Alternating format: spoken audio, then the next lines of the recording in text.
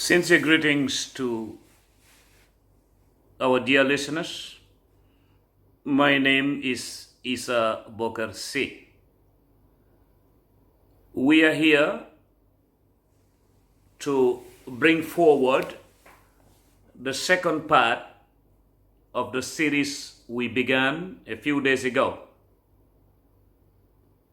The theme is the psychology of dictatorship. Well, the causes that brought us dictatorship, which ended up ushering us through the effects that we are living at the moment or experiencing. Well, that being the case, we did mention how dictators function, the functionality of a dictatorial structure or institution. Well, it cannot be done in the absence of pain and fear. Now, dictators are after one thing,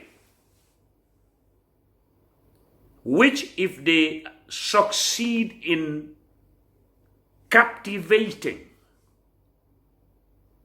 they will be able to utilize the method known as divide and rule. But how do they divide and how do they rule?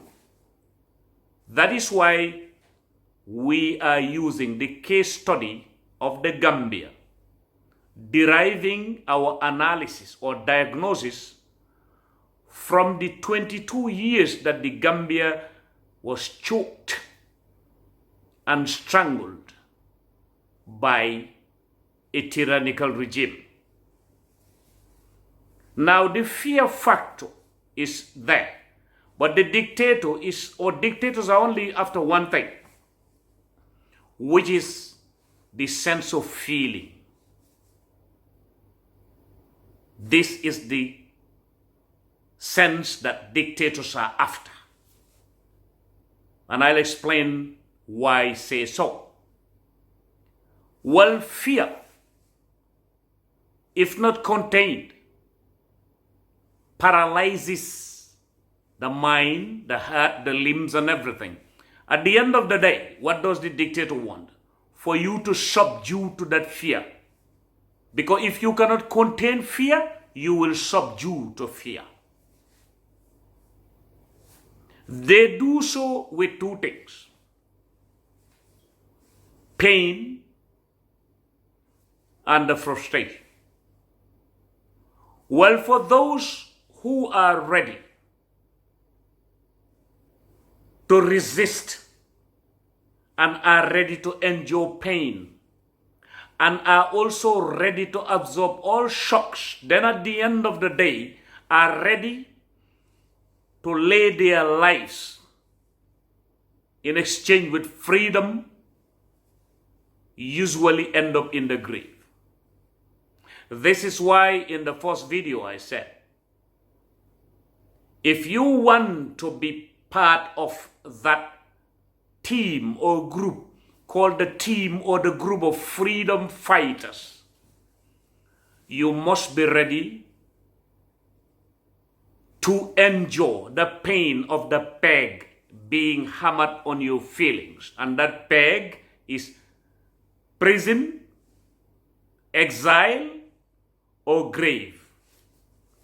Go through the history books and tell me where you will ever see somebody who rose against a status quo or decadence and then didn't taste prison, has never lived in exile, or was not killed and buried. You will never see it. This is why dictators they're only after feelings. Now, the feeling of being paralyzed by fear is there. This is how threats come in and all whatnot, directly or indirectly. Some of it also is pumped into society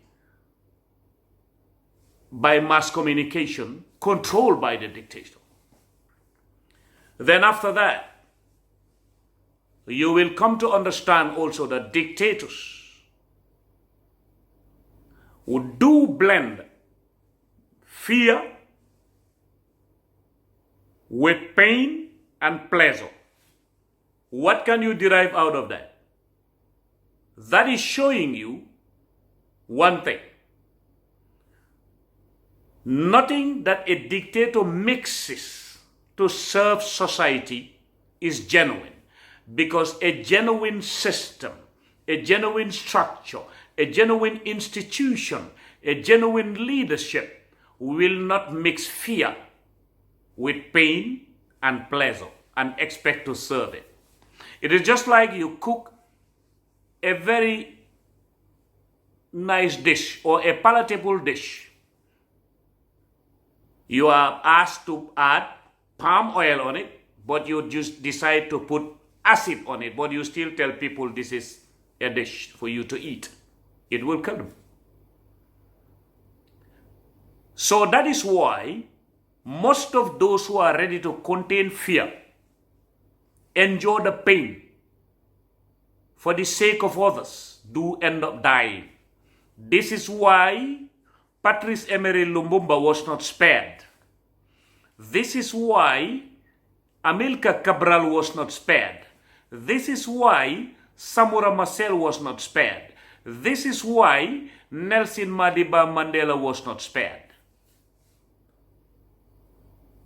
But their methods are different.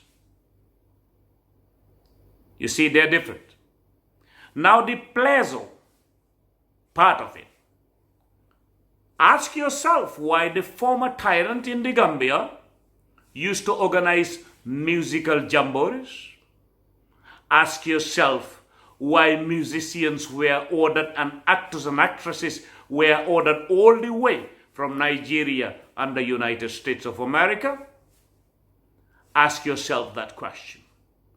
Because dictators have insatiable desires for pleasure and for perpetuating themselves on the seat of power by using pain, by using fear. So why am I doing these videos to begin with? Like beginning with the psychology of dictatorship. Because Gambians are living through trauma, sitting down and listening to these revelations that some of us were signaling, but not in detail as the doer, him or herself. Now, it is also important to reverse a little bit, go back to the past, and then think of the causes. And then we are living through the effects. No person,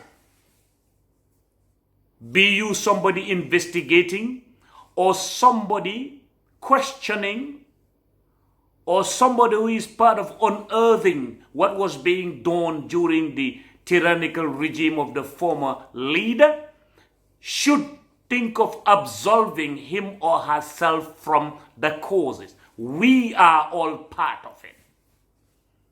That is why destiny has urged us to come home or to stay home and live through the trauma together.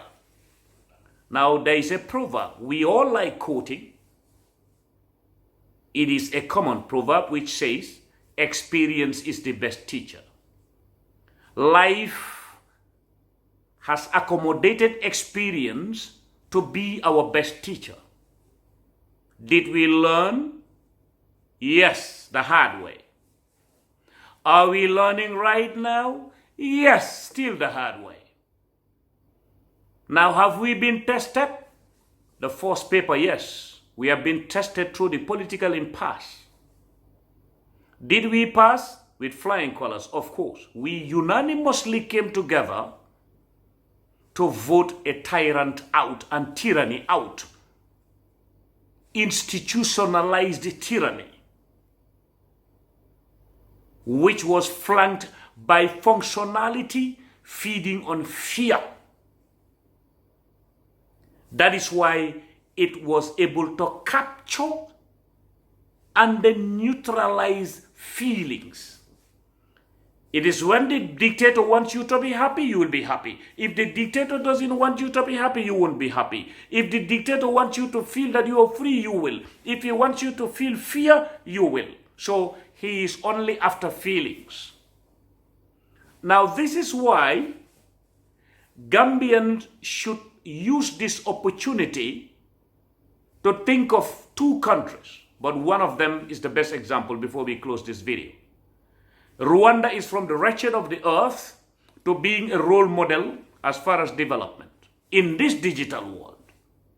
Singapore began with our countries during the post-colonial era. Today, where are they? What gave them that opportunity? Effective services and production. We should inject into our minds that we want to be, or we should be, that country or that society which will be effective services and production superpower. Nobody is going to develop the Gambia or Africa for us. We are the only ones who will do it for ourselves. Thank you very much. This is the second part of the psychology of dictatorship. The next one we are going to talk of other things. Have a wonderful time. Thank you.